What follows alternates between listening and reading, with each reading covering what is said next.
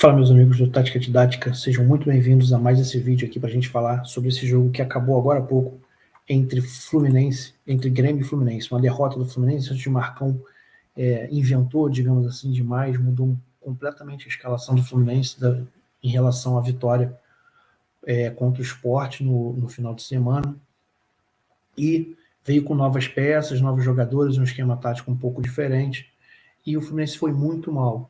Um Fluminense sem posse de bola, um Fluminense sem organização, um Fluminense com muita dificuldade na criação de jogadas e muito pouco efetivo na frente. Perdeu ainda o Luiz Henrique, que era um dos melhores jogadores do Fluminense, mas perdeu o Luiz Henrique machucado, entrou o Caio Paulista, o Fluminense não foi bem. A gente vai falar um pouquinho sobre isso agora, na sequência do vídeo, com algumas imagens que a gente fez lá em tempo real, né, durante a partida, e tentar explicar, tentar entender o que aconteceu com o Fluminense, o que aconteceu com as escolhas que o Marcão teve para esse jogo, né?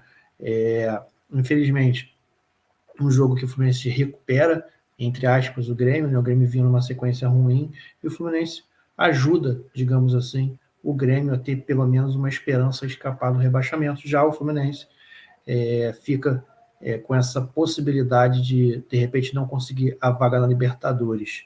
Então, a gente vai compartilhar a tela aqui com vocês para a gente poder ver em imagens o que aconteceu nesse jogo. Né? Esse jogo na arena lá do Grêmio, o Grêmio vinha de uma sequência ruim, o Fluminense vinha de uma vitória, e aí a grande diferença desse time do Fluminense, né? A ausência do Fred no time titular, né? O Fluminense começou jogando Marcos Felipe, Nino, David Braz, Marlon e uma surpresa, né? Calegari na vaga do Samuel Xavier. Eu acredito que foi uma questão física, foi uma questão de repente, dar mais minutagem para o Calegari, poupar um pouco o Samuel Xavier, e um losango no meio, né? Com 3 volantes, André, Martinelli e Iago, o Casares na armação no lugar do John Arias.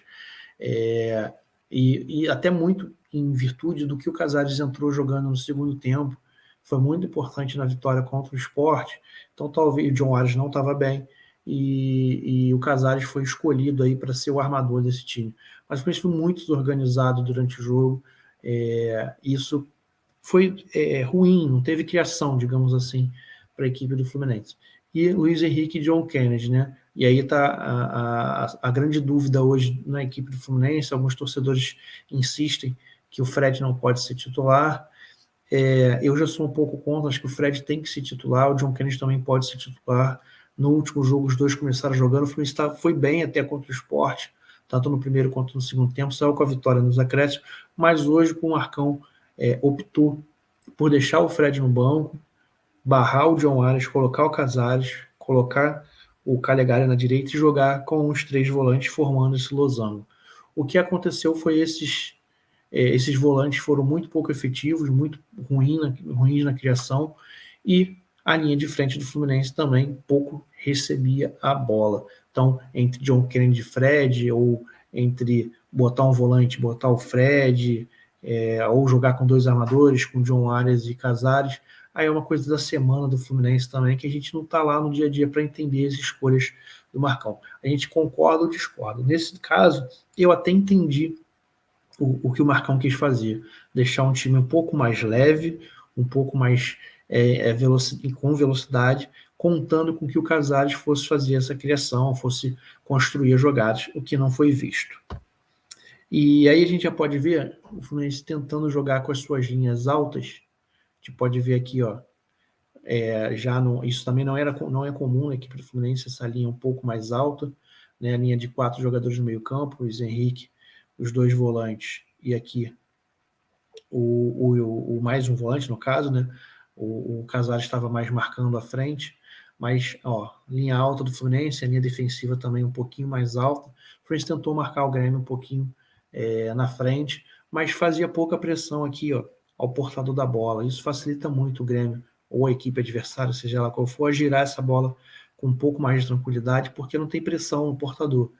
E é uma dificuldade do Fluminense jogar dessa forma e fazer pressão ao portador. O Fluminense é um time reativo, espera o adversário chegar no seu campo de defesa e tentar sair em velocidade, que não foi visto nos últimos jogos e principalmente nesse contra o Grêmio. Uma coisa que provavelmente foi muito estudada pelo Wagner Mancini, treinador do Grêmio, é a dificuldade que o Fluminense tem na saída de bola quando é com o goleiro. Então, o que o time do Grêmio fez? Adiantou as suas linhas, aqui a gente pode ver os 3 atacantes do Grêmio marcando já o tiro de meta do Fluminense, o André que vem buscar essa bola aqui, ele fez isso muitas vezes no primeiro e no segundo tempo, só que a linha alta o Fluminense não saía com os jogadores aqui, por uma questão até de segurança, né? E rifava a bola com o Marcos Felipe. Quando rifava essa bola, não conseguia recuperar. Então o Grêmio fez isso muito bem, adiantou suas linhas, está vendo uma linha aqui de 3, outra linha aqui de 3. O Fluminense ainda tem 4 jogadores aqui, busca superioridade numérica, mas não tem segurança para sair jogando, né? Podendo errar um passe aqui e sofrer a pressão, sofrer o gol. Então o Grêmio estudou isso do Fluminense, sabia que o Fluminense tinha muita dificuldade quando sai com o seu goleiro, quando sai com um lançamento longo. E aí a gente já pode ver um outro lance, que o Fluminense até criava os espaços, quando conseguia tocar a bola. Mas a desorganização do Fluminense. 3 jogadores aqui, o Casares e Iago, e aqui o André, Martinelli aqui, o Marlon, que deveria estar ocupando esse espaço um pouquinho mais atrás, ele pode fazer a mesma amplitude, mas mais aqui, mais perto da linha. Olha o tamanho do espaço que o Fluminense conseguia construir, mas rifava essa bola lá na frente por falta de segurança. O que a gente pode fazer aqui?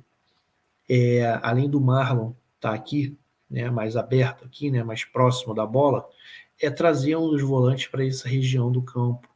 Então, a desorganização do Fluminense é isso aqui. É um time que consegue até fazer os passes na defesa, gerar essa superioridade, fazer o passe em ruptura, mas não tem ninguém nos espaços criados forçando o seu goleiro a fazer o lançamento lá na frente. Depois já do gol, né, o Fluminense adiantou suas linhas, a gente pode ver o Nino e o David Braz aqui jogando mais dentro do campo de ataque, né, tentando fazer uma superioridade, tentando criar as jogadas, mas também muito pouco efetivo, muito erro de passe. O Fluminense pecou muito, mais uma vez, na criação e nos erros de passe. E aqui, para a gente finalizar, o John Arias entrou na sua posição de origem, substituindo o Casares, deixou a armação das jogadas para o Martinelli e para o Iago, mas também não conseguiu fazer muita coisa. Até podemos dizer que a gente conseguiu ver um John Arias um pouco mais confortável jogando ali pela ponta esquerda, né, pela extrema esquerda. O Fluminense também colocou o Fred, né, no lugar do André. O Fluminense tentou jogar para frente, deixou Iago e Martinelli em campo, colocando o Fred, colocou o Abel também no lugar do John Kennedy, mas o Fluminense tentava cruzamentos na área e não conseguia realizar as jogadas, não conseguia finalizar no gol. O que a gente pode falar aqui sobre os próximos jogos do Fluminense talvez tentar entender aqui que o Marcão quis ali, se quis mostrar para a torcida que ele queria botar um time mais leve. A média de idade do Fluminense para esse jogo era de 23,6, 9 anos, uma média muito abaixo do que vinha jogando, um time muito jovem, que não é errado, mas de um jogo para o outro, no qual o Fluminense não foi mal contra o Sport, saiu com a vitória, tudo bem, nos acréscimos, com o gol do David Braz, mas mudar completamente a forma e a estrutura do Fluminense jogar sem o seu principal jogador, que é o Fred. O Fred pode não estar na sua melhor condição técnica e física, porém é um jogador que prende seus zagueiros, que prende uma atenção maior do adversário. Então, eu acredito que a semana do Fluminense, os treinamentos, a semana não, porque o jogo foi no sábado contra o Sport, e 3 dias depois você já está jogando contra o Grêmio, ainda com uma viagem nesse intervalo, né, nesse tempo aí. Então, talvez tenha sido parte física, poupar o Samuel Xavier na lateral direita, poupar o Fred na frente, para tentar o resultado contra o Palmeiras no próximo jogo, jogando em casa. Então, vamos tentar entender aí, para ver o que o Fluminense vai acontecer nas próximas rodadas, nos próximos jogos. A esperança do torcedor ainda existe, embora estejam cobrando muito a diretoria do Fluminense, principalmente a demissão do Marcão, mas a gente tem que ver aí o que vai acontecer nos próximos dias, até o próximo jogo, e vamos acompanhar toda esses dias do Fluminense em busca dessa vaga na Libertadores. Valeu, meus amigos. Não esqueçam de fazer parte aqui do clube, do Tática Didática. Tem vários benefícios, tem desconto em cursos, tem, enfim, muitas coisas para vocês. É só ler aqui a descrição do vídeo que vocês vão ter todas as informações. Valeu, obrigado e até a